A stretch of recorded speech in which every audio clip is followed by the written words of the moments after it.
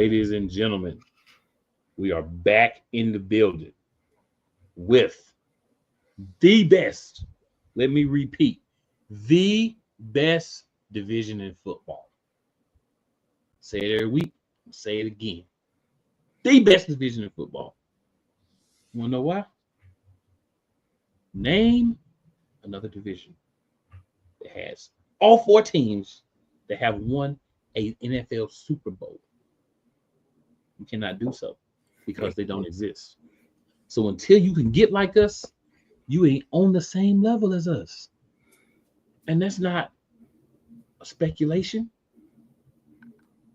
That's a fact. And if you don't like it, argue with your mama or your auntie. We don't care. Now, welcome to the show. Beside me right here, I got my man, Team Saquon, aka Scrub Zero. What up, Scrub? What it do, baby? Let's have another week of laughing at the dang on Giants. Let's go. And below me, I got my man with the plan. Couch Coach in the building, making a guest appearance, giving us, gracing us with his presence. Hey man, I'm back, man. I'm back at it here again. You know, been on the grind, but we back here. You know, and you know, hey, we're here. Yes, sir. Yes, sir. My man ain't playing no games. He got the old school in the background. You know what I'm saying? He got the Redskins thing back there. So, Yeah. Catch, I heard something. You let me know if this is true or not. I heard that y'all were going back to the old logo, possibly. Not, obviously not the name change at the moment, but going back to the old logo. So I guess you would do it like the R in the background, but have like the C there instead, and the R in the feather, but had a C in there instead. That's what I heard. Yeah, there's been rumors, but nothing really has been like concrete as far as how the logo will look. And even there was even rumors that the name would come back, but we know the name will never come back. So it's kind of one of those where Josh Harris hasn't officially said anything like as far as it being set in stone. I think that's more so just like it's been hearsay, but nothing's been confirmed. Well, I'm gonna say this, Josh Harris. I ain't even a fan of the Commanders. Bring back the Redskins, bro. Real talk. Bring back the team that we all know. Some hate, some love, but we all know. And not the football team or the Commanders. The football team. Oh my god. The old school Redskins. Because the tribes are sending in things saying, hey, we want y'all to change our name back to Redskins. Yeah. You know what I'm saying? This ain't Daniel Snyder's team no more. Come on, Big Josh, swell up on them and say we're going back to the Redskins. Do it for the coach. Right, and I agree with you. And I think it just got to a point where how not to kind of go back in memory lane, but 2020 it was just really like just a collision of just this culture of everybody wanted to cancel everything and. Then obviously with that it became the pressure, Bank of America, FedEx, and all of them kind of came to it. So it's just one of those where it's just like it was just a bunch of people, in my personal opinion, who was just bored at home and just impacted this this colossal downfall of this brand.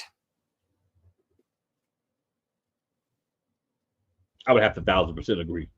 I have 1,000% agree because people ain't had nothing to do. They would sit at home. Everything was done at home. If you're doing anything, people had nothing to do. So that's what they started. I completely agree. Yep. 1,000% agree, sir. We have to get it right. At some point, y'all, we're gonna have to get it right, get it tight. Y'all have to fix these things. All right, y'all. So I guess it's time to get into it. Had a couple of games that happened this past week that we're gonna need to discuss.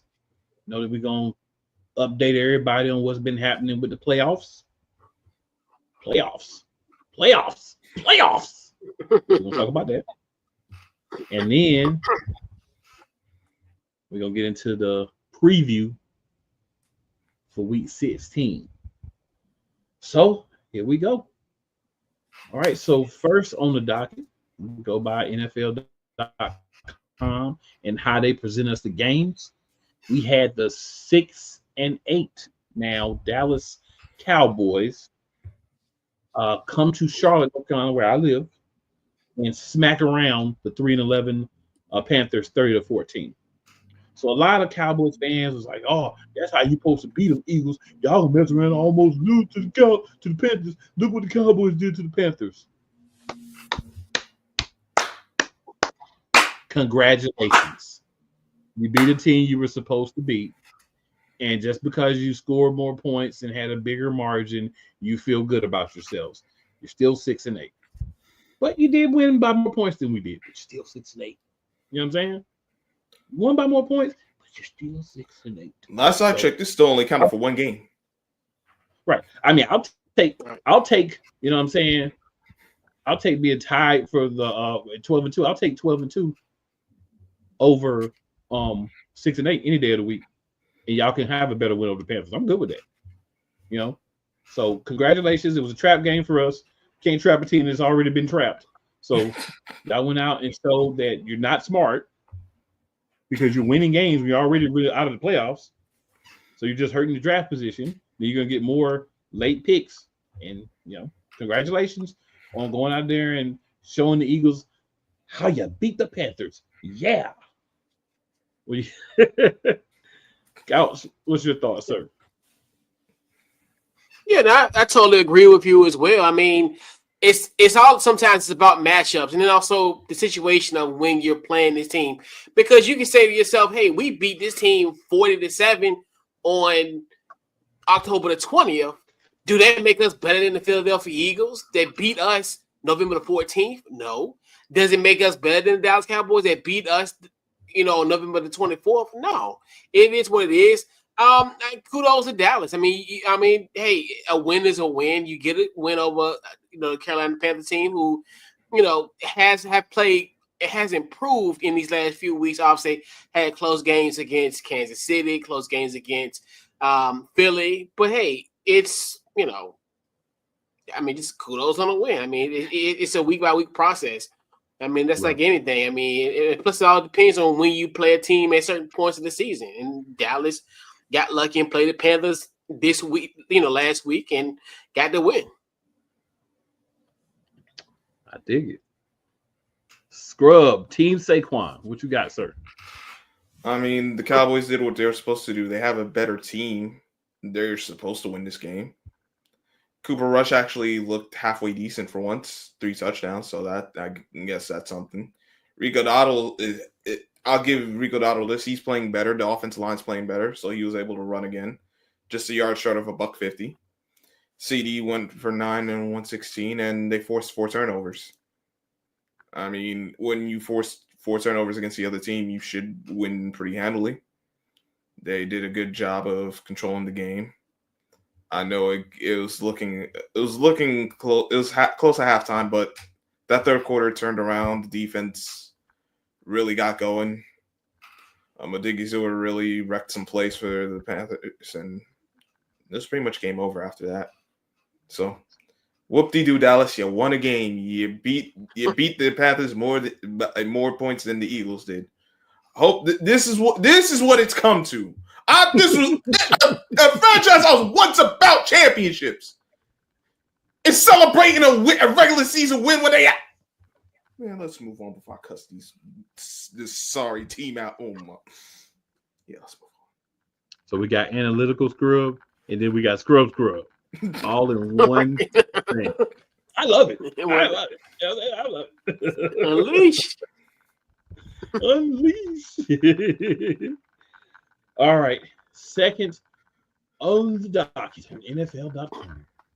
We had the 9-5 now Washington Commanders with the win over the 5-9 Saints. Couch Coach, I'm assuming you want to go last. So I'm just going to say this. The Commanders did something we couldn't do. We played the Saints. We caught nail. The Commanders won the game. Say what you want about the game. I'll let Couch Coach break down the game. They did what they supposed to do, and they went out and beat a team they should beat. We did not.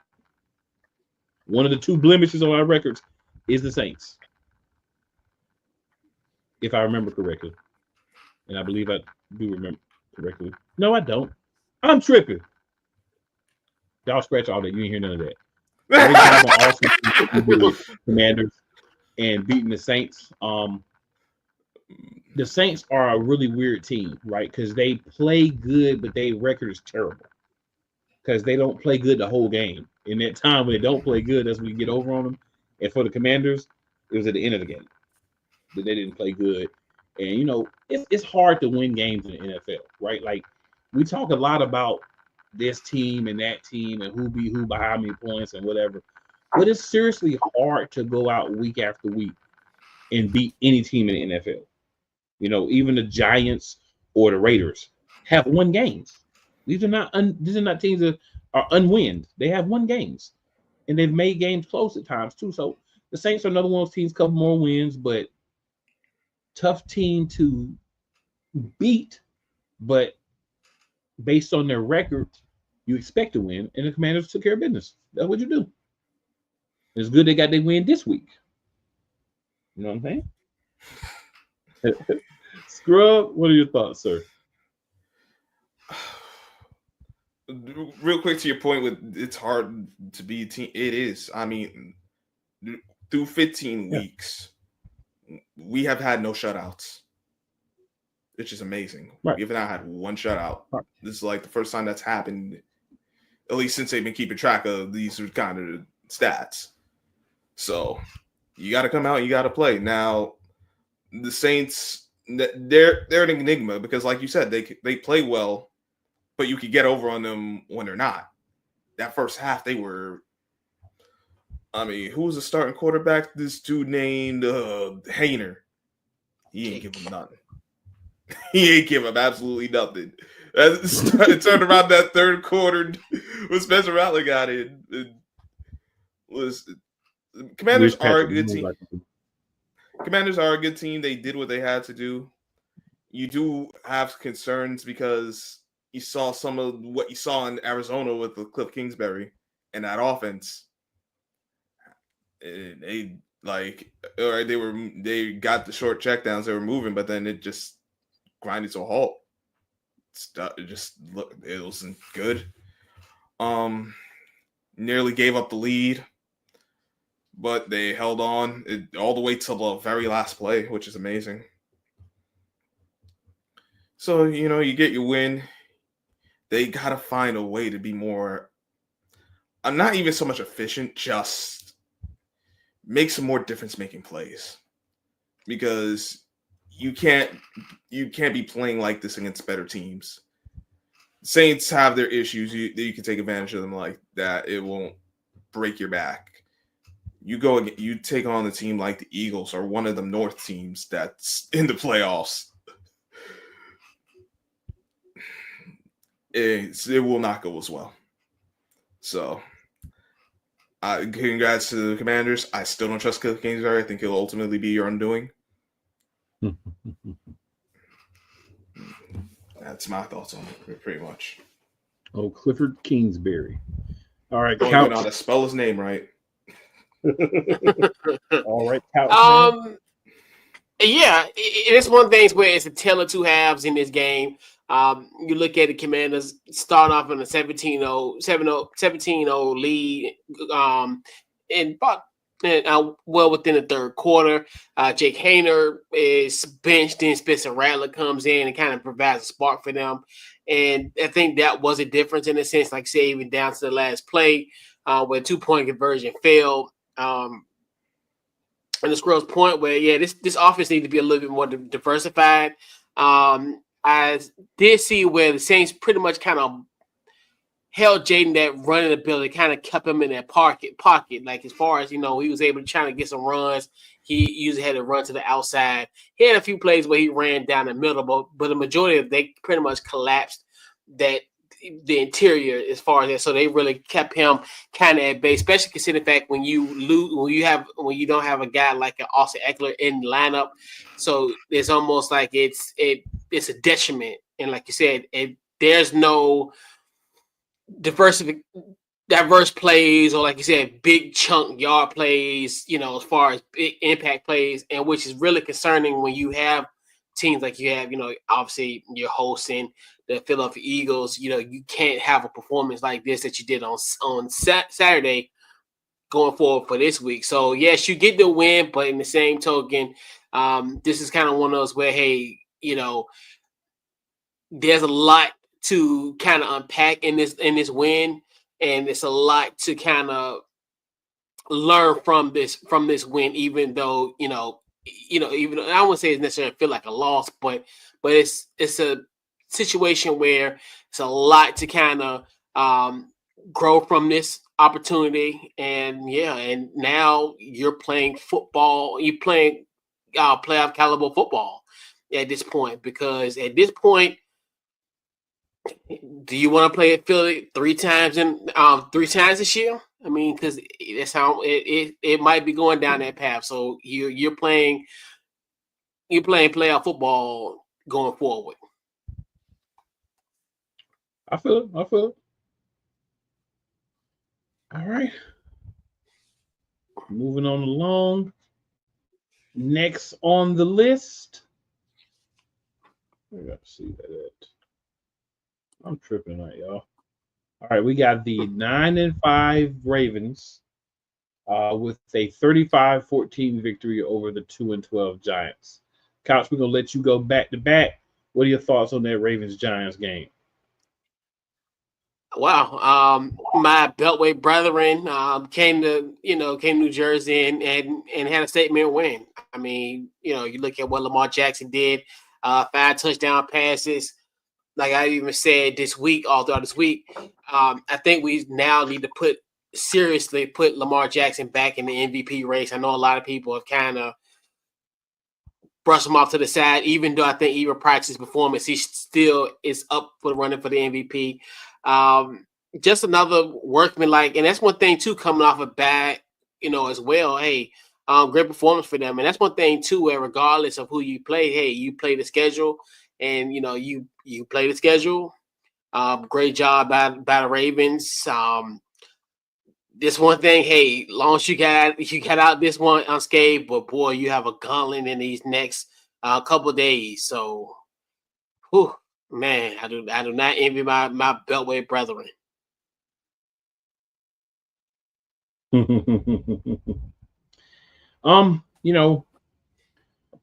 agree with a lot of what you said about the Ravens. I think the Ravens are definitely one of the better teams. They've had some losses that just make you like, dang, how you lose that game? But it happens, right? Some teams are matchups. Some teams are not a good matchup for you.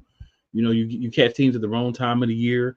You don't always get the same team, even though it's the same team. So, like, for instance, Philadelphia Eagles is my team. First 4 weeks, you like, yeah, they beatable. You know what I'm saying? They won 2. They could have lost one of those. They lost a couple they probably could have won, but then they had that bye, and then they just continue to keep building from there. So if you play that team early in the season, it's not the same team you get now, even though the personnel hasn't really changed. I think for the Giants, I say this every week, the Giants understand the assignment, okay? We 2-12, we got a chance to have a top 2 pick, worst case scenario. Why would we go out and jeopardize that for a game that doesn't mean anything else? And I don't think it's a lack of trying, but it's a lack of talent at the correct positions. And when you see that and you understand it, you say, hey, we're going to put them out there to play, but we understand what the outcome is going to be more often than not based on what we're putting out there and who we're playing. But credit to the Giants, this team does not give up, right? They're not playing good enough football to win, but they are playing good enough football to you to feel like they tried. They're not out there just giving up. And when you 2-12, being able to keep a team together even that much, you got to give them a little credit, because that's very difficult to do. A lot of coaches would have lost their locker room by now in a similar situation. And Scrub, the floor is yours, big dog. Remember when I said 4 o'clock we'd still be looking for the Giants? The only reason I found them is because we had a show to do. Otherwise, I'd still be looking for them right now. because that's what ultimately happened. All right, I'm exaggerating a little bit, but yes, I mean, it started. The game was going pretty much how the Giants needed it to go if trying to get a win. It was ugly. You forced the turnover. It was like you fell behind 14-0, but you did get it to 7. You could have had a turnover late in that first half, but don't come away with the pick. The next thing you know, it's 21-7 at halftime. The game's over at that point. There were opportunities for them, but the team is not good. We know the team's not good. They know their team's not good. The sad thing is Tim Boyle came in because that Tommy DeVito got hurt again. He looked like he threw the best in the limited time he played. He had some of the best throws we've seen out of any Giants quarterback this year. That's not good. Tim Boyle having some of the best throws on the season for your team. That just speaks to how bad the situation is. They weren't able to run the ball. They had what? Honestly, they only had the one turnover, garbage time turnover. They forced the Ravens to 12 penalties. You're like, hey, we can you would think with in that kind of situation, the game wouldn't be as lopsided as it was. But it was because they couldn't get off the field on third down again. Lamar had more touchdowns and incompletions again. This isn't the first time he's done this in his career, so let's not act like this is new territory. I mean, the Giants got outplayed by a better team. Real quick before we move on, I know the mainstream media, a lot of teams that they favor Josh Allen for MVP. I don't agree with it. I did think he played a better game than he did this past Sunday than the previous Sunday. Even though he had 6 touchdowns, I thought he played awful. He did a better job, but he's still number 3 for me. I still got Lamar and Saquon ahead of him.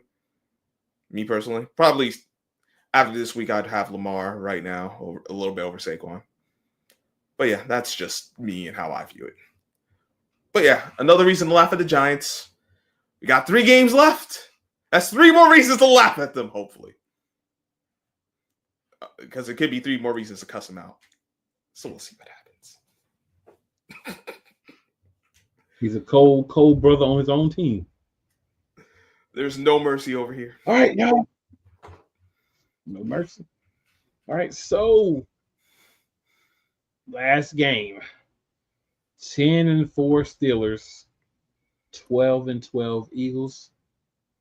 Eagles beat the Steelers 27-13. Scrub will start with you. Then Couch Coach will roll with you. And I'll close up shop on the Steelers Eagles. All right, so everyone who's bugging out about Jalen Hurts not being able to throw and having these struggles, can I interest you in 290 yards and 2 TDs? Does that sound like a guy who can't make it, who's really struggling at that? Okay. Let's see. Saquon 65 yards and 19 carries. This wasn't the biggest game. This was another ugly game. You had some turnovers that probably shouldn't have happened. Jalen Hurts, that was uncharacteristic from the guy we've been seeing, at least since the winning streak's been happening. You hadn't seen him phone the ball like that. Had a special teams turnover. That one I thought was even worse than Hurts' turnover. And the Eagles still found a way to win because they have the defense. You go 10-17 on third down. I mean, dang, 10-17. That's pretty good. Only 1 punt. Like I said, the 2 turnovers, you don't want that, but just the 1 punt. Your team rushing yards 131.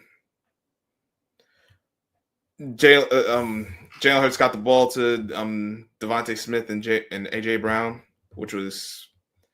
and we saw pretty much really all the key plays that need to be made. Once again, Jalen Hurts did make them. You say what you say, what you want, however you feel.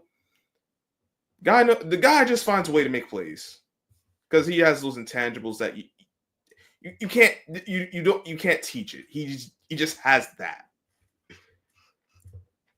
Russell Wilson, he was pedestrian. They lost Justin Fields in the game too, so that also hurt them some of what they do. Didn't really get much out of your running game overall anyway. They are missing George Pickens, I know that, but listen, one team has, at least to this point, it looks like they got all the answers. The other team has to win in a very specific way. And if certain guys don't play to the level you need them to play at, 13 points isn't going to cut it from the Steelers. And it hurts me to say that Eagles are really... It really does. It hurts me to say. It hurts me to say that they're the best team in the East, but they are. Say it. Oh my God, it hurts me. But listen, it's more the same. That defense scares me, man. I'm looking at it as one of these playoff teams. I'm not trying to go into Philly if I don't have to. I need who I'm looking at, wherever I am in this landscape when it's all said and done. Please take out Philly early, upset them somehow, because it's not going to be pretty. I got nothing more to say. The Eagles are just on a good roll, and it's their games to lose at this point.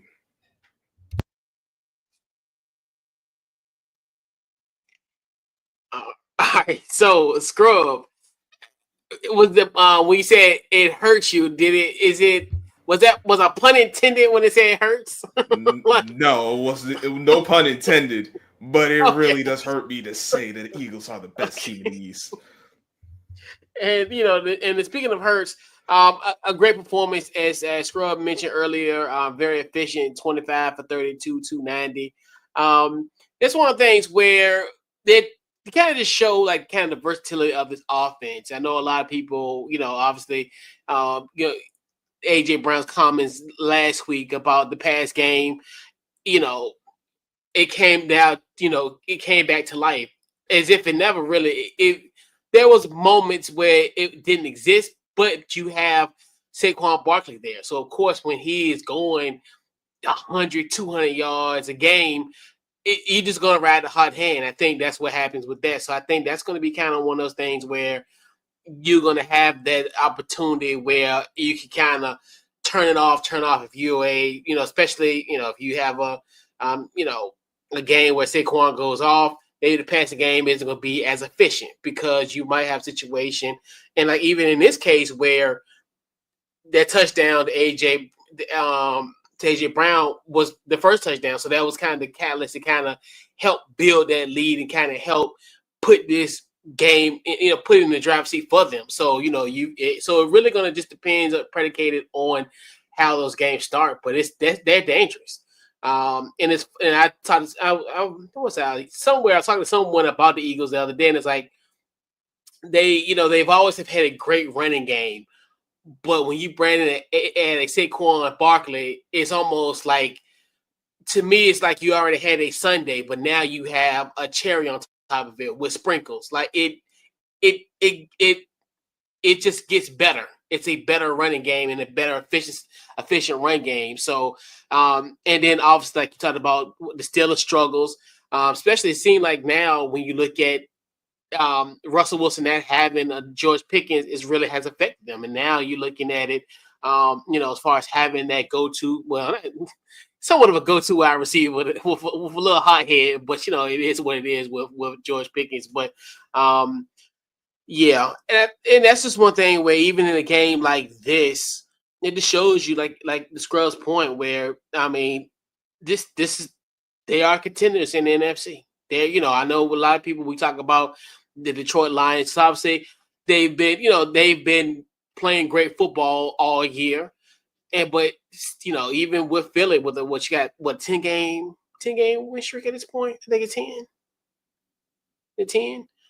And if it wasn't for Detroit losing to Buffalo last week, the steal story would have been the Detroit Lions. I think now people are finally starting to kind of look at it, what Philly is doing. And I mean, hey, it's, no pun intended, but it's great to be a 10-game win streak and been kind of flying under the radar.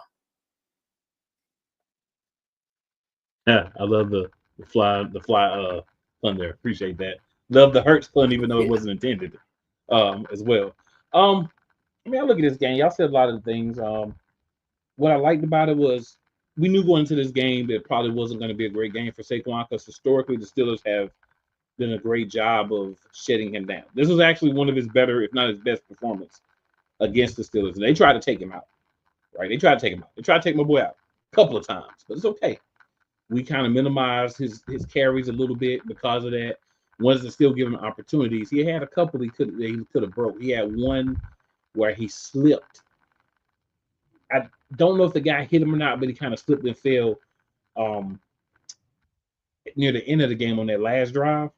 If he gets by that guy without the stumble, that hole is like enormous. He's gone. And there's another one in the third quarter, I believe he was running to the right in the middle of the field, and it was slick, and he just fell.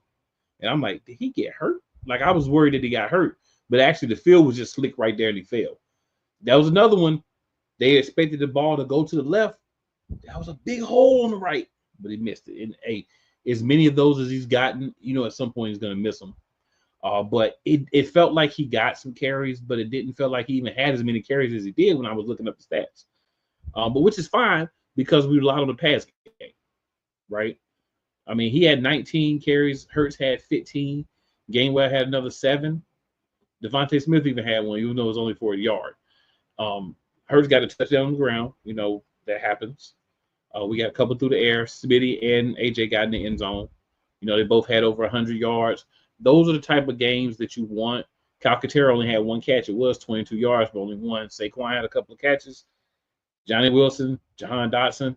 I'd like for him to get the ball more, but at the end of the day, when you have two guys who catch like those guys do, there's going to be a lot of games where you may not get many targets and you may not get catches. It just is what it is. But Johnny Wilson, of kind of fun fact, is our best graded non-tight end blocker. So of all the wide receivers, he's the best graded wide receiver at blocking. Grant Calcaterra and Dallas Goedert. I forget his name sometimes because I always hurt. Dallas Goedert. Hurt again, by the way, are the only two pass catchers that are graded above him. So Johnny Wilson, even though you're not seeing a lot of him in the passing game, you see him make some plays, but where he really excels for us is run blocking. Jahan Dotson has been really good at run blocking as well for the Philadelphia Eagles. So those are guys who are being selfless and saying, you know what? I may not be getting the catches that I want, but I'm still going to help this team in whatever way I can. And without everybody besides Devontae Smith, because let's be honest, Devontae Smith ain't blocking nobody. Okay? I seen Devontae Smith try to block somebody. He went flying the other way. That man is not heavy enough in pants to be blocking nobody. But other than him, you get a lot of the guys attempting to help in that run game by blocking, and that's something you don't get on a lot of teams. So that's exciting for me because I know that they're buying into what's happening. You got to remember, this is a transformed Eagles offense. This was supposed to be a balanced offense, and it turned into a run-first offense. So you're going to have some frustration, like I said last week, with the team. But like I was telling Mr. Flores last week, Big Flo himself, you got to understand it's not what you think. There are issues. It's not a perfect team, but it's not what you think. That's just media-created haberdashery and hogwash, poppycock nonsense and all that. But there are issues. I think you get for at least a bit of time, you have frustration with the passing attack as a whole because you're running the ball more. Then at times you have frustration with, hey, we're only getting, because before this game, in that 10-game winning streak, the first 9 games of it, we were averaging 22 pass attempts a game. completions, attempts. Let that sink in. 22 attempts. You bust that down. If AJ Brown gets 8 looks his way, 8 balls thrown his way, he's having a great week in that. Not catches, but balls thrown his way. So this week, obviously, we rely on the passing game a little bit more. Showed that versatility that some people try to act like they didn't see from us. You know, same quarterback, but all of a sudden he can't throw, which I find to be a joke. Still work to do. I think the fumbles. The problem with Jalen Hurts is, and I forgot this until after the game, and I was thinking about it. He had a broke finger on his left hand. Why are you trying to switch the ball while you're running? You got a broke finger. You know what I'm saying? That's the type of thing you look at and you say, you had a really good week, but come on, bro. Do not, if you have the ball in the hand, the broke finger, and you're carrying it fine, just carry it and go down. If the ball's in the other hand, don't switch it, right? You can't switch to or from a finger with a broken hand during the game. That is not wise. Let's make a good decision, right? Gene, the fumble, it is what it is. The big piece, and Scrub alluded to this, and I'll stop here. Scrub alluded to this, that defense. They held them both times to 3 points in total from those mistakes. And that's what matters. Your defense is playing well heading into the playoffs. We can talk about scoring all you want. It's just like we talk about the NBA and every other sport. When you get to the playoffs and you're trying to go deep in the playoffs, make runs with a championship, defense wins championships. Offense keeps you in the game. Defense wins championships.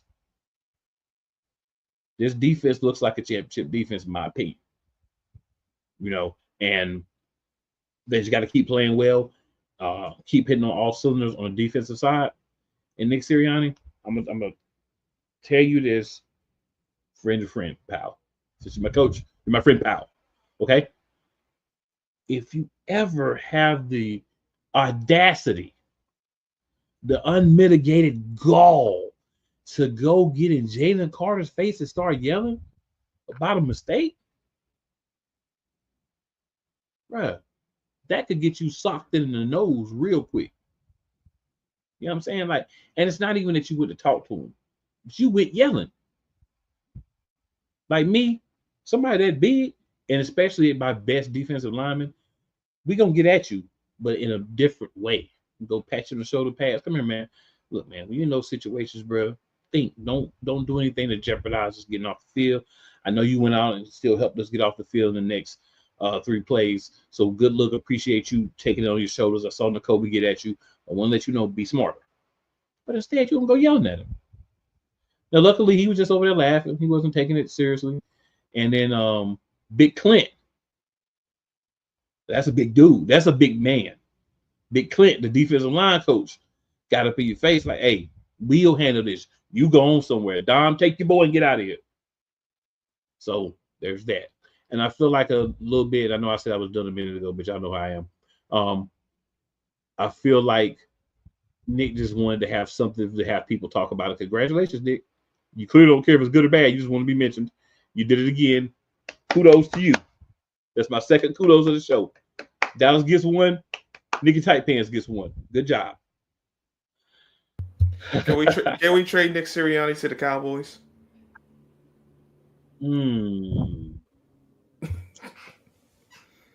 I don't think they would take him. They probably wouldn't. You're right. I don't think they would take him. But he would fit so well. Speaking, I wouldn't be necessarily upset, but I don't think they'll take him. And he's worked with Kellen Moore. You know, they don't really rock with Kellen Moore, so I don't think they would take him. But on the surface, that, sir, is not a bad idea, in my opinion. On the surface, it's not a bad idea. I'm not looking at your idea going, that's terrible. Not at all. All right, so oh my God. It's interesting if you're two teams in the NFC Beast, but something that's a little bit more total of the NFL. The only thing we talk about is total the NFL. And that is our playoff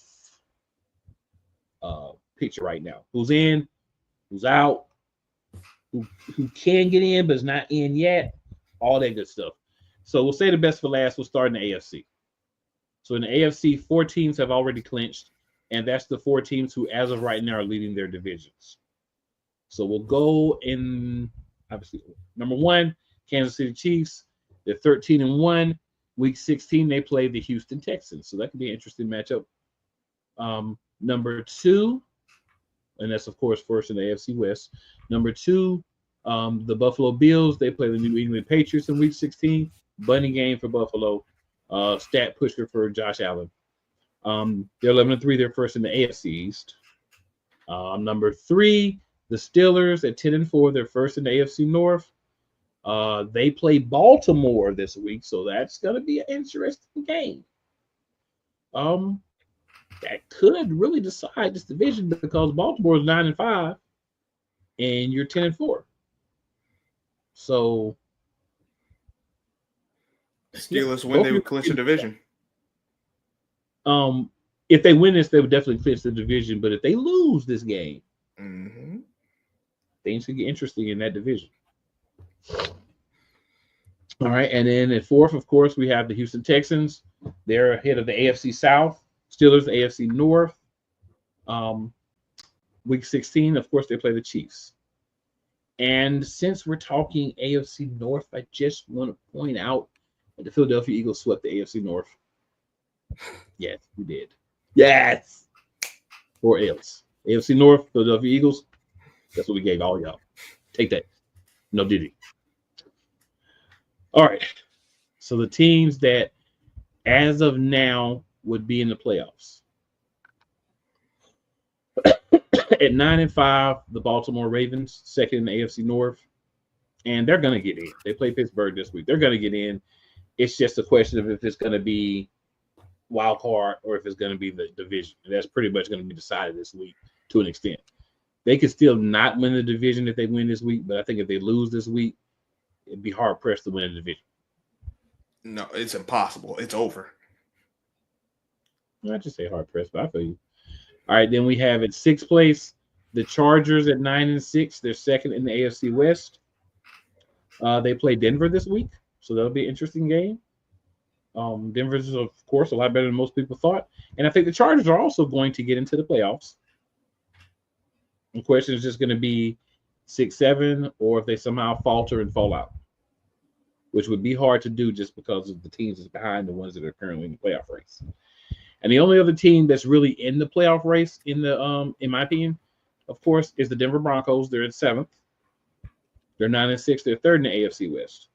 If you told me week 1 that the Broncos were going to be in the playoffs, I would have told you that you definitely are doing drugs. You're doing drugs. Hard drugs. But you would have been right at the same time. So that's our teams in the playoffs. So here's where it gets funny for me, right? On the bubble teams in the AFC. Indianapolis Colts is 6-8, second in the AFC South. They play Tennessee Titans. I mean, if I'm looking at this, honestly, they're out. Doesn't matter if they went out. They're out. It's just a matter of how long until they're mathematically eliminated. 6-8 Dolphins. They play the San Francisco 49ers. They're second in the AFC East. But you're 6-8 too. So they would have to win out, and the Broncos or Chargers would have to lose out for you to even have a chance. And then tiebreakers, it's just it's crazy to me that 6-8 teams are still in it live for the season to even make the playoffs. When you got teams in the playoffs like 9-6, 9-5. It's just craziest of crazy work to me. But that's where we're at. All right. The only other team that they're saying has a chance is the Cincinnati Bengals. They play the Cleveland Browns bunny game week 16. They're also 6-8. They're third in the AFC North. But of course, that's the division that the Eagles swept. So go ahead now one more time. A little pettiness. So true. Now, eliminated teams. This is where things get fun. Teams are eliminated. The Jets at 4-10, Browns at 3-11, Jags at 3-11. How in the world does Jags beat three teams? I just need to fathom the fact that they have 3 wins. That's crazy to me that they have 3 wins. But yeah, I say that every week, but I'm so serious. The Titans at 3-11 are out. The Patriots at 3-11 are out. And who most are calling the worst team in the NFL, the Raiders, are also out at 2-12. Patriots are 3-11, Titans are 3-11, as well as the Jaguars. All right, so gentlemen, free for all. Any thoughts on the AFC playoff picture? Oh, I'm looking at this North game. Steelers win, they clinch the division because there's only 2 games left afterwards, and they'll be 2 up on the Ravens. So that'll be done. If they lose, they could still win the division, but it gets significantly harder because that'll be a split with the Ravens, and and their division record isn't the most ideal because they already lost to the Browns once. But so did the Ravens. The Browns really make life hard on that AFC North, man. They treat the AFC North like the Eagles do. Not for real. But to your point, cool. Like the Dolphins, the Bengals, and the Colts, and not the Colts. Yeah, the Colts. They're all still alive mathematically, and it's like, I think the teams that are in their spots right now, those are the teams we're gonna have in the playoffs, because the Colts, they're too inconsistent. The Bengals can't beat a team with a winning record, so they're done. They actually got to do something they haven't done all year, and I don't see that happening. Win against the team with a winning record. First, they got to get through Cleveland, and mind you, Cleveland they didn't just run over Cleveland in the first game, and they mess around. It's over for them there. And the Dolphins, we really going to trust a tuna fish? You really going to trust him? I'm not. So it's just more so placement at this point. Who we got is who we got, at least in my opinion. Yeah. Anything, Calico? It's gonna, the playoff piece is gonna look really, really different between now and December 26th. This what they call holiday remix. I think is gonna put a extreme wreck on this AFC as far as the playoff picture is concerned. Not necessarily as far as spots will be changed. When you got the top, what you have, so you have Kansas City, Pittsburgh, Baltimore, and Houston. 4 of the top 5 seeds in the AFC are playing against essentially each other in a sense in the next 4 days. It's going to be crazy. I mean, you like the Chiefs, playing Houston tomorrow. They have played at this point. So Saturday, they will, then on Christmas Day, they will go against the Steelers, and then when you look at what Baltimore and the Ravens today, and then you also have then the Ravens go to Houston. It's going to change. So that's one thing too, where this could be a situation where I think Buffalo, this might be their saving grace, because I think they play the Patriots, and I think they play the Jets, and then I think they play like the Dolphins. It's Patriots, just Patriots twice. Yeah, so they can really win out. And you think to yourself, Kansas City could potentially lose 2 games between now and Christmas. And obviously they have a tiebreaker, and that's one thing too. It's going to be really, really interesting how that's all going to play out. And and you just look at just as far as from the Steelers Ravens aspect, because that's going to be a bloodbath. So who can survive out of that, and then who can win on Wednesday? And so it's going to change. But as far as the wild cards, I think they'll stay the same. I think the only team, I don't even think the team that's on the bubble, nobody's really, like you said, to Skrill's point, the Colts are inconsistent. I think Miami kind of dug themselves too big of a hole. Especially with Tua being out earlier on in the season. And then just what's going on, with the Bengals. Like, to me, their defense, like you said, they can't stop a nosebleed. They can't stop a cold. So I think it all stay the same.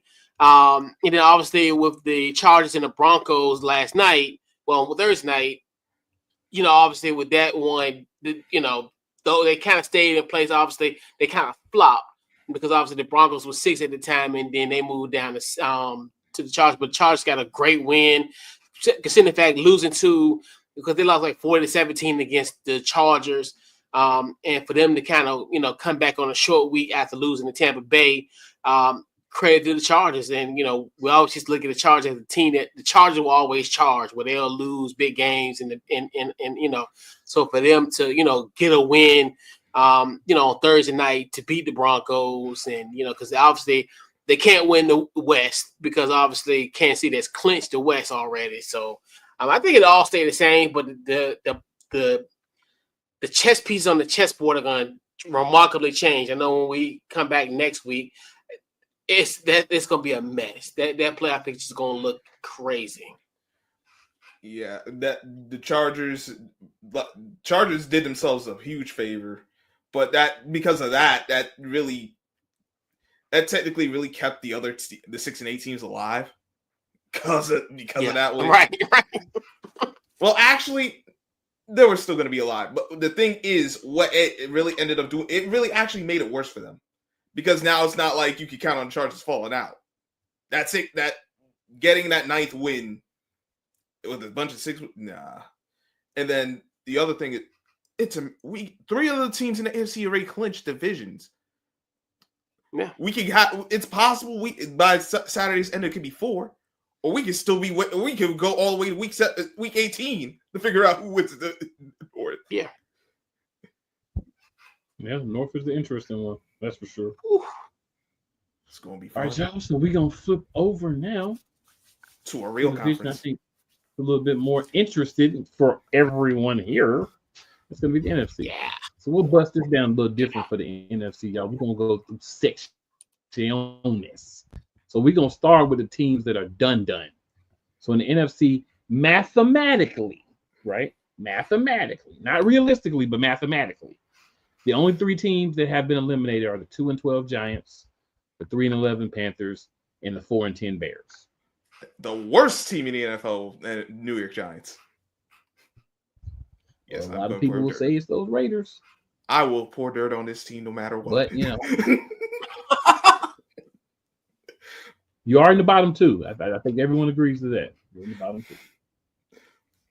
Well, maybe the bottom 3 because the Jaguars, they might got 3 wins, but they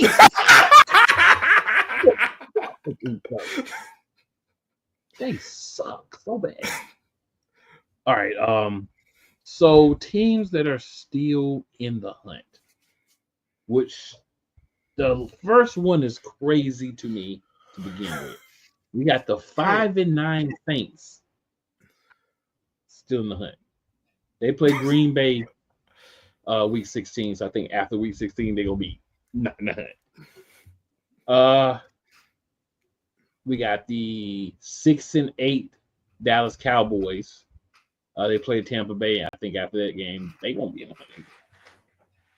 We've got the 6-8 49ers. They do play the Dolphins, so that's hard. It's hard to know who he's gonna even win that game because that's just and they can't both just lose. Yeah, and they both are warm weather teams, so it's not like it doesn't matter where you play because both teams are warm weather teams, so it's not like you would have a disadvantage based on where the game is at. Let's see. Then we got the 7-7 Cardinals in 10th place. Now, I will say the Cardinals and the Seahawks and the 49ers, the main reason why I think they're all still kind of there is because they still have an outside chance to win their division. Same thing with the Falcons, 7-7. I think they still have an outside chance to win the division or get the last wild card spot, which I don't think Couch Coach is going to want his team to give up. but they do at least have the ability to get it. The Cardinals at 7-7 play the Panthers this week. Should be a win, but it might be a tough one. The number 9 Falcons are 7-7. They play the New York Giants. They are second in the South, so still a possibility they could jump up there. And then the Seahawks, they are second in the NFC West at 8-6, and they play the Minnesota Vikings this week. That's going to be a big game on the docket because it's going to have some real playoff ramifications. Because just like the Eagles and the Lions, Vikings, we're going to go ahead and skip up. Just like the Eagles and the Lions at 12-2, the Vikings are already clinched the playoff spot. Now the thing is, they can be 1 or 5, depending on what the Lions do. The Lions, of course, are 12-2, but the Lions have the edge because one of their losses was against the AFC team, and that's the first tiebreaker that applies. So even though they're both 12-2, the Lions are still in first because their second loss was against the AFC, where the Eagles lost 2 NFC games to the Bucs. I'll give you one simpler. All that don't even matter. Division. Now, luckily for the Vikings, they get another chance at them. But no, one thing is the Vikings are either 1 or 5. The other team that's either 1 or 5 is the Lions. Oh yeah, because y'all lost 2 NFC games, right? Yes. Dang. Why can't y'all lose more? So for the Eagles to get the number 1 seed, they have to win out. The Vikings have to lose one of the first 2 games, and then they have to beat the Lions. That's the simplest scenario. There's 8 other ones, but that's the simplest one.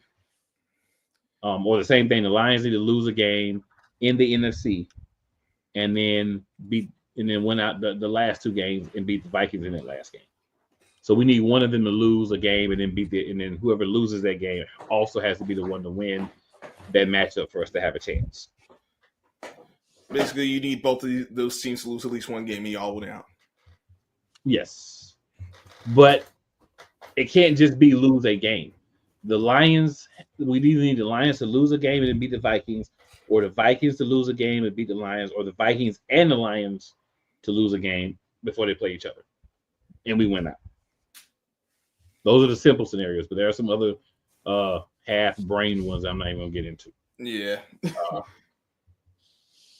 So before we get into the 4 teams that are right now in the playoffs, any thoughts on the top 3? Lions, Eagles, Vikings, all 12-2, or on the eliminated or still in the hunt teams, on the bubble teams, we'll call it? Let's see. As far as the top 3 teams, I still think the Lions are gonna end up with the 1 seed.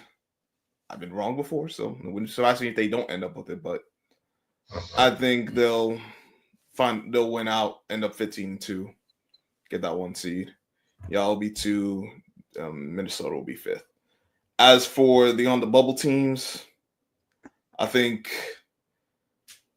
Arizona survives. I think the other teams, maybe not San Fran because they're playing Miami, but Dallas and New Orleans, they're done.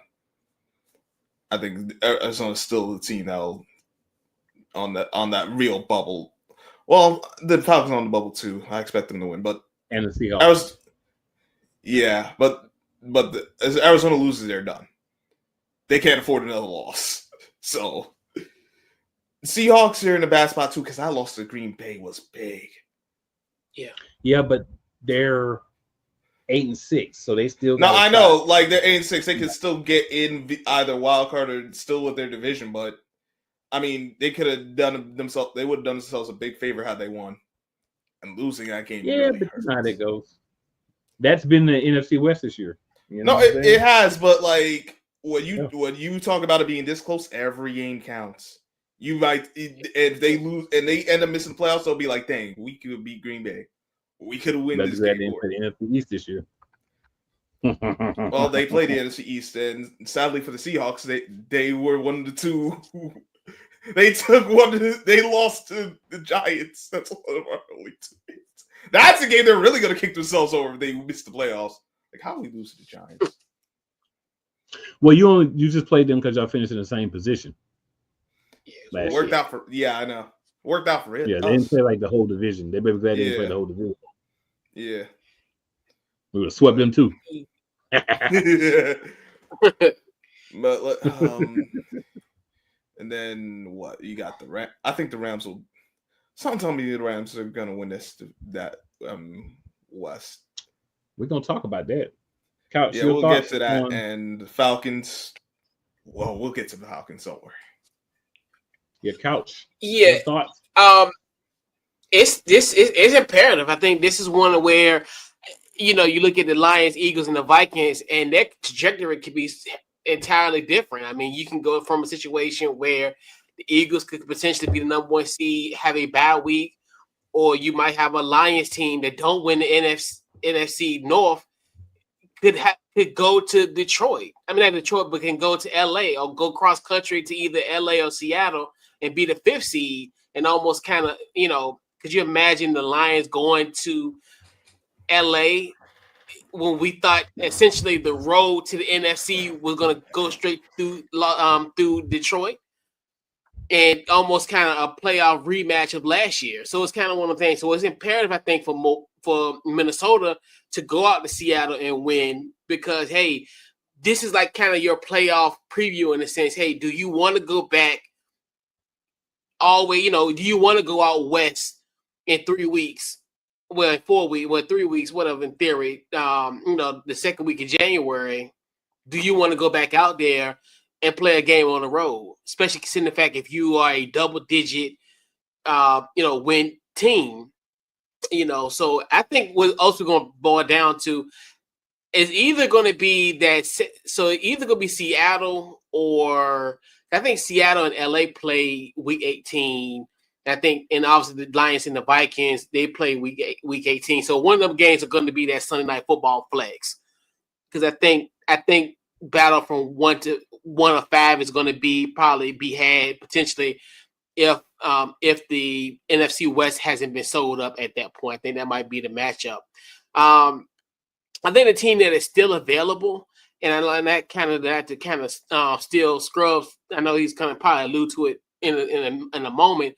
I actually like the Falcons. I like the Falcons potentially winning the South. I got a strange feeling Cowboys are going to be somewhat of a spoiler potentially this week and potentially pull up an upset potentially on Monday night. Is it Monday night or Sunday Night Football? I forget. No, it's Sunday Night Football. It's Sunday night.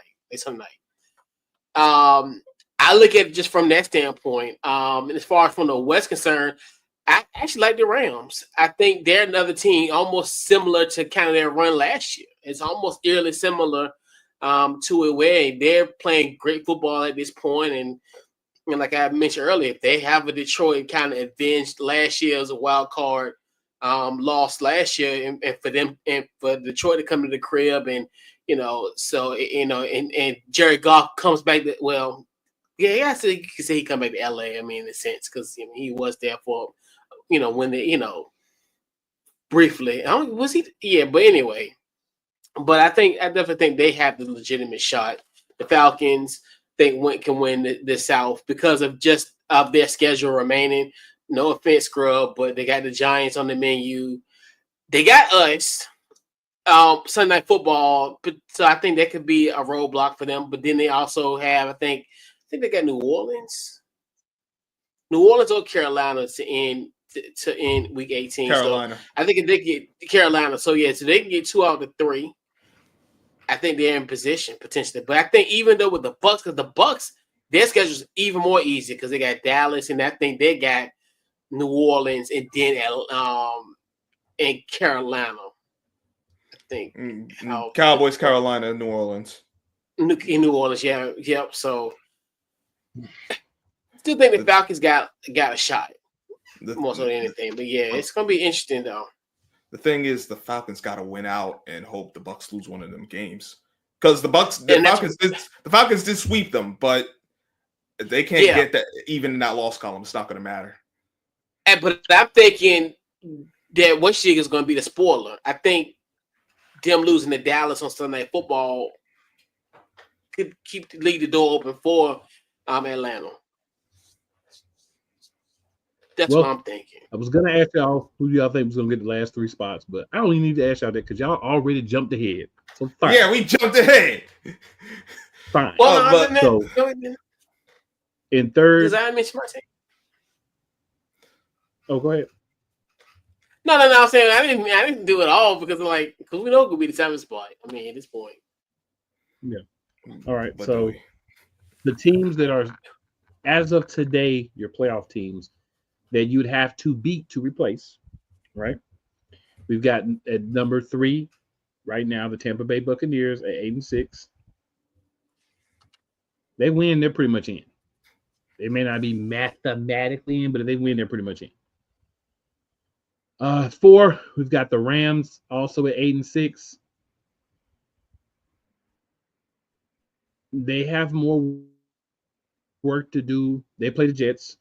Buccaneers, as Couch Coach mentioned, play Dallas. The Rams play the Jets. That should be a win for them. The Jets only can play spoiler now, but they may want to play spoiler. They're first in the NFC West. The Buccaneers are first in the NFC South. In 6th place, because we already know 5th is clinched, we've got the Packers, first wild card. They're 10-4. Third in the NFC North. They're the second wild card right now. Win or lose, they're pretty much in. They've already got 10 wins. And then at number 7, 9-5, second in the NFC East, we've got the Washington Commanders.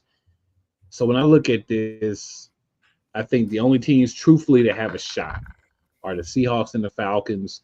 The Cardinals, if they win, have an outside shot. The 49ers, Cowboys, Saints, we'll be talking about they're all eliminated next week, in my opinion. Because even if they win their game somehow, they're still going to not have enough time to catch up. As long as the Commanders win. Oh, well, the Commanders ain't going to win, though, so. Allegedly. According to you. Allegedly. It's crazy. Allegedly. That is true. Allegedly.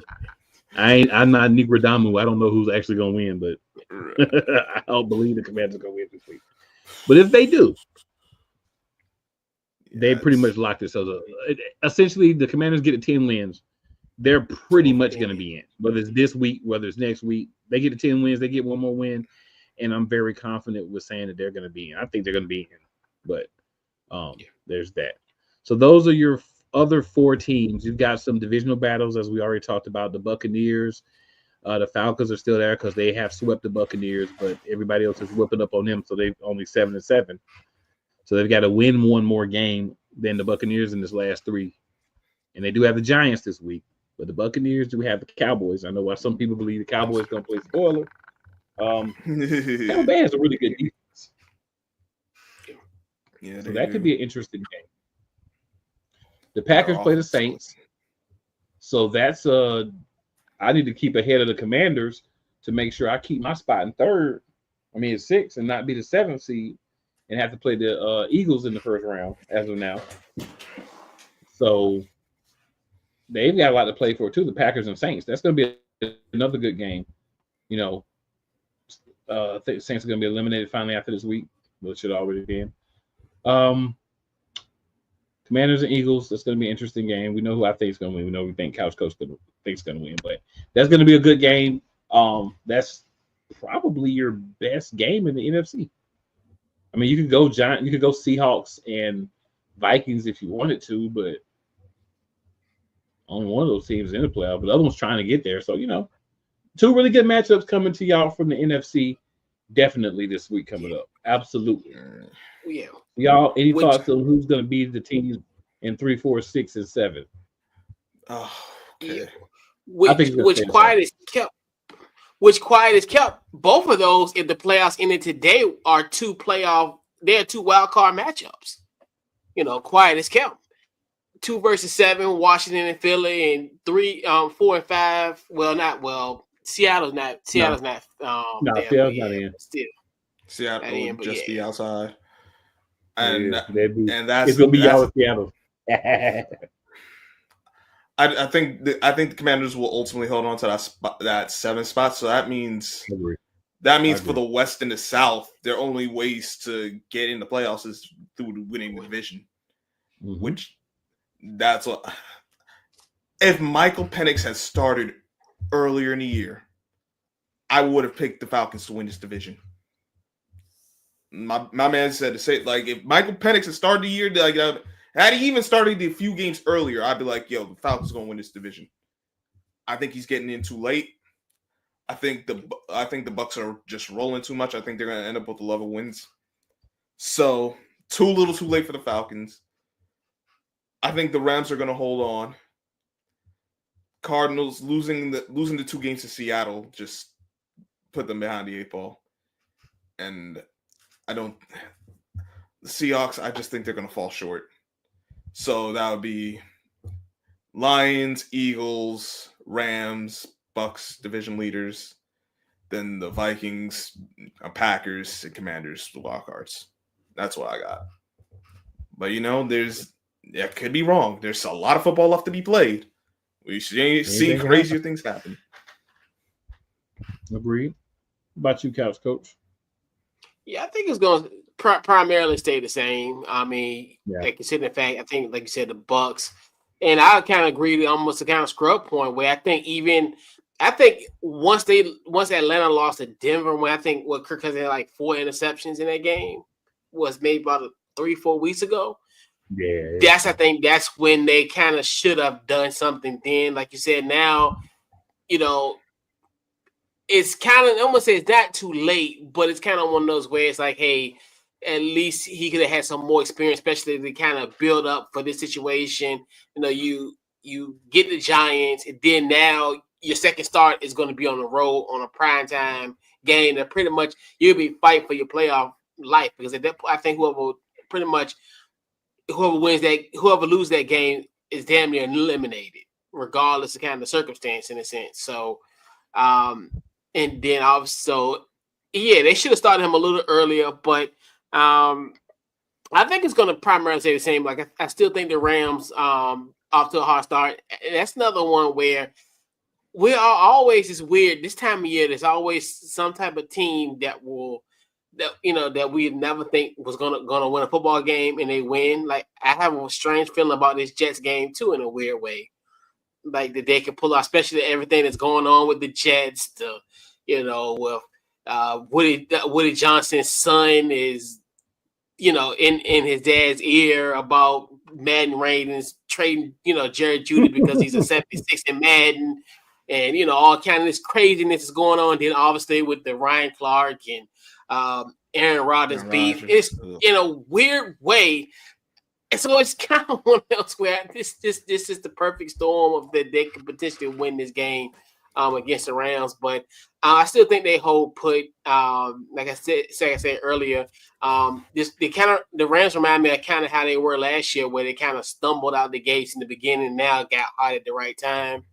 And then, like you said, the Bucks, I think they just have such an easy game. I think if they get past, I know I was talking about where Dallas could be the spoiler, but I think if they get past Dallas, on Sunday Night Football, I think that's it for them. I think it's the once too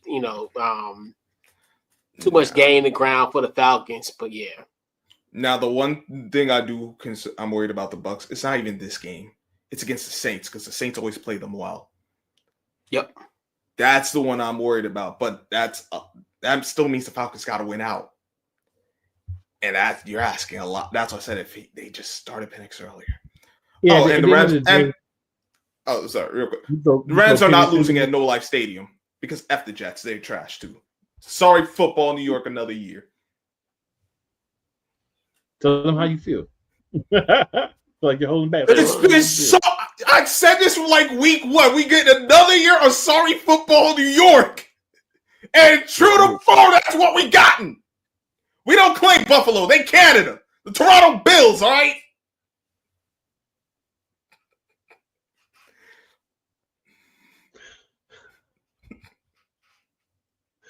Hey, I mean, enough said. All right, so we're going to go ahead and go on to the Week 16 games. That rant was brought to you by Angry Orchard. Not the beer, just an Angry Orchard. Russ Scrub is yelling. A madman. That would be Scoop Zero.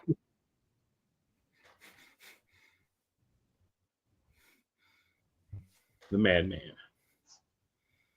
All right, so week 16, y'all, we getting down to the nitty season.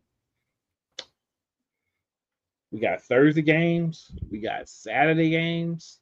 Well, we already had Thursday games. We got Saturday games now. And then first on the docket, Sunday, December 22nd, the New York Football Giants at the Atlanta Falcons. Scrub, do you smell an upset? No. Michael Penix is going to do the Giants dirty. We really about to be shouting ATL, ho! ATL, ho! ATL, ho! ATL. I got no faith in the Giants. I have no reason to believe they're going to win after all this time. I could be wrong, but now just give me a reason to cuss them out. Because the question would be, where was that all year? I got the Falcons. Mike Penix time, baby. I'm going to go Giants. And I'm going to tell you why I'm going to go Giants. Michael Penix first NFL start in a critical game. I don't remember seeing him get much playing time at all. Like, you didn't even say, well, let's get him some time in and blowouts and stuff. I don't remember seeing Michael Penix get much time in the game at all. So this is going to be the learning curve game for Michael Penix Jr., right? They could even be playing the lowly Panthers or the even lower, who I still think, even though they got 3 wins somehow, is probably honestly the worst team in the NFL, the Jacksonville Jaguars.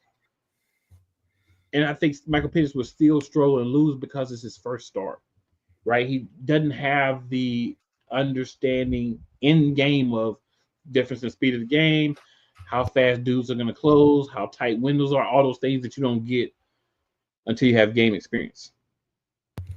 Could he come out and surprise me? Yeah, but I feel like if he was good enough to come out and surprise me, there several games ago he would have been inserted over the struggling Kirk Cousins. So I just think that not necessarily the Giants are any better than they have been or that it's some revelation that they win, but just because of the situation, the Giants have a really good chance to win this game. Couch Coach, what do you think? I got the Giants. I got the Falcons in this game. Like you said, I think it's gonna be and it's set up for a great Sunday night matchup next week at Northwest. Okay, that's fair. Someone has to remember first start because Lord knows I don't. And next on the docket, another 1 p.m. game. The Philadelphia Eagles at the Washington Commanders. I'm gonna let Couch Coach go last. I'll go first. This will not be a blowout. This will be a close game. The Commanders had some really bad years, some really lean years, and we still have not managed to blow them out. So just because we're playing better, I don't believe it'll be a blowout. Our first game wasn't a blowout. We are playing in Maryland this time. Commanders home, FedEx Field. So it's going to be tough. I think Saquon will be able to get more on the ground against the Commanders. He knows this team even before he got to Philly because he was in the division. Hopefully we'll still play the same type of game we played last week. We'll throw it and pass it, kind of get back to balance. Not sure. Nick Sirianni decides to involve himself a little bit more in the play calling than he did last week. That could be a bad omen for the Eagles. And you won 10 games in a row, there's a high probability you're going to lose a game. Not saying I hope we are, I believe we are, but there's a high probability, right? You win 10 in a row, you're going into the playoffs, so you're thinking, if you're thinking about this logically, you're a team that's won 10 games in a row. You got 3 more games in the regular season. You're probably going to have to play every week in the playoffs. So we're looking at wild card, divisional, championship. So you're looking at 7 more games, right? The odds say you're going to lose one of those games. If we're gonna lose one of those games, it needs to be one of the next 3 and not the next 4. You feel me? So, I mean, we could do it. Right? Don't get me wrong. We could win them all, but if there's going to be a slip up, I think it's going to be in this next 3 games. And if you're a person that is looking at, okay, this is the most difficult team, so this is the one they're probably going to lose to, then this would be the one against the team that's played us the hardest in the division, over the last few years consistently. Like Cowboys, we've had some games where we kind of handled them. They've handled us some games, but Commanders consistently has been very difficult for us. So I expect that to continue. I'm obviously going to pick my Eagles to win, but if we're looking at a game where they could maybe come out, especially after the last couple of weeks, and kind of be like, yeah, we've been winning some games. We're feeling good about ourselves. Detroit done lost, so we got the longest winning streak in the NFL. We can feel, feeling good about yourself and get caught. This could be it, but I don't believe we will.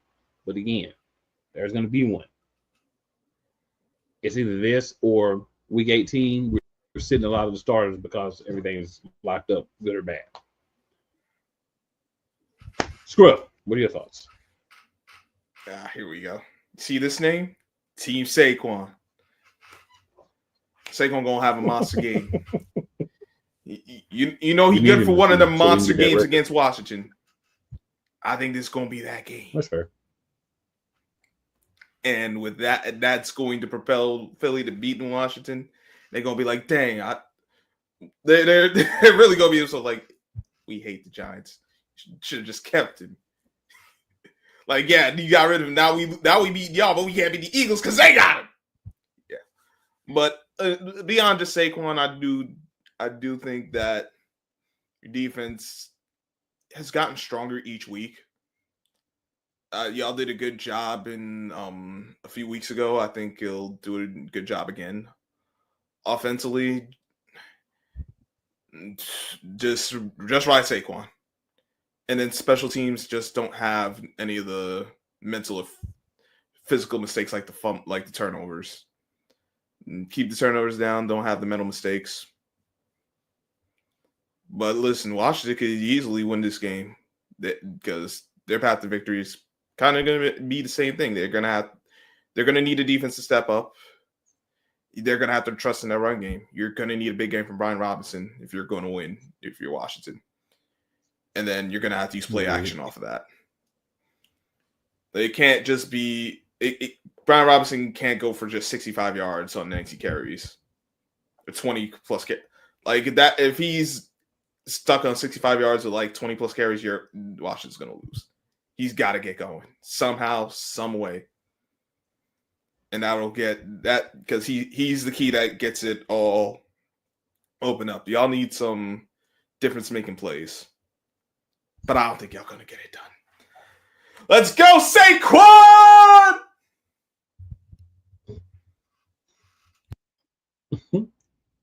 Guys, what you got, man? I mean, hey, I mean, tough game, tough NFC East game. Obviously, I think back to the game on November the 14th. Bad taste, going up there. I think the Commanders going to win this football game. I definitely think, my personal opinion, I definitely think that you'll get a good running game. I know you're talking about B-Rob, Scrub, but also I want to see what Jeremy Nichols do, what Chris Rodriguez does as well. How will Jay Daniels play? Will he be efficient? Will he connect with a Terry McLaurin on some plays? Other guys being involved. Down the newly acquired KJ Osgood. Will he be effective in this game? And then also you look at defensively, how will Marshawn Lattimore now? This is kind of the reason why we traded for Marshawn Lattimore on Election Day, essentially on the trade deadline, for him to guard guys like an AJ Brown or Smitty. So it's kind of one of those where I really want to see how that goes to fruition and how we'll be able to kind of stop Saquon as well. But this could be a hard fought game. Like you said, this won't be a blowout. I definitely think that this Command team have learned their lesson from last Sunday's game against the Saints. I definitely think they will take care of business and get to their first 10-win season since 2012. They are literally 12-year-old kids that have never seen or watched the Commanders win 10 games in a season. And it's about time. Okay. Hey, good one. Be excited for. It's gonna be one of your games of the week. Surprised it's still a 1:00 game, but hey, Me too. I thought it was 25, or at least Monday night. I'll give you one name, and this will tell you all you need to know. Josh Allen.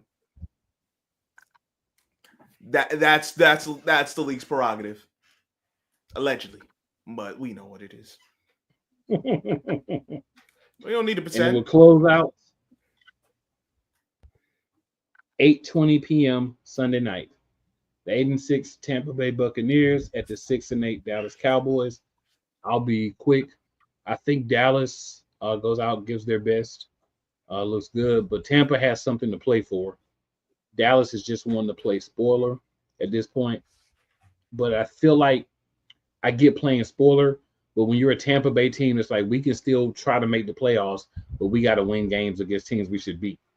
And Tampa's defense is very good. Their offense is sometimey, but their defense for the most part is very good. We all have bad matchups where your team kind of gives up more points than you want to, but it'd be a folly to overlook how good the Tampa Bay defense has been this year. So I think Tampa Bay is going to go out there and get the job done. Started with the defense, started with the run game defense, not allowing Dowdle to go out there and kind of have as dominant games as he had. The way he's playing, I don't think I'm not saying they're going to hold him. He's not going to get any yards, but you want to limit those runs, right? You know, that's the big thing that you do against a team like Dallas, team like Philadelphia too, right? A lot of parallels to the run game the last few weeks with them in our whole season. You run the ball to set up the pass. And then once you run the ball to set up the pass, you pass the ball to reset up the run. That's kind of what I saw Dallas doing. It's been working for them, but you're not going to get to a point where you're going to be in the playoffs. So it's just, it depends on what you're doing. Mike McCarthy's a lame duck. They haven't given him a new contract, so he'll be gone at the end of the season. So what does he have to play for, right? What does he have to try to coach hard for? Like, just being honest. Like, I'm going to be gone irregardless, right? I'm not coming back, so I'm not going to be back. I'm not going to go out there and, like, dog or anything, but I'm not going to go out there and try to do anything spectacular. My career with this team is probably over. So, a lot of things kind of, for me, factor into it. But I think Tampa Bay is going to be able to go out here and get a win. They'll fight for it because Dallas as a team is going to make you fight. They're not going to just lay down for you either. They're going to make you fight. But I think Tampa Bay is going to be able to get the job done in this game. Scrub, what do you have? And then we'll close out with Couch. What I have, Cowboys playing at home. You know what that means? They're going to lose. The only team they've been able to beat at home is the Giants. Come on. Buccaneers all day. I got Scrub. And that's it. You sound like Captain America from the first movie. I can do this all day.